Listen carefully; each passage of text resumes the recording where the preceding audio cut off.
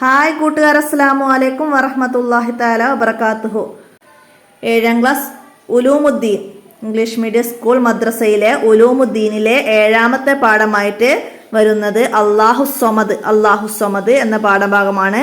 ഇത് കഴിഞ്ഞ വർഷം 6ാം ക്ലാസ്സിൽ ദുറൂസുൽ ഇസ്ലാമിലെ 3ാമത്തെ പാഠമായിരുന്നു. അല്ലാഹുസ്സമദ് എന്ന് പേര് വന്ന ഈ പാഠം. അപ്പം നിങ്ങൾക്ക് പാഠഭാഗത്തിലെ വ്യത്യാസങ്ങളൊന്നുമില്ല. പാഠഭാഗത്തിൻ്റെ തുടക്കത്തിലെ കുറച്ച് ഭാഗം നിങ്ങൾക്ക് ഇപ്പോൾ പുതിയ ബുക്കിൽ അതിൻ്റെ അവസാനത്തിൽ ചെറിയൊരു ബോക്സ് ആയിട്ടാണ് നൽകുക.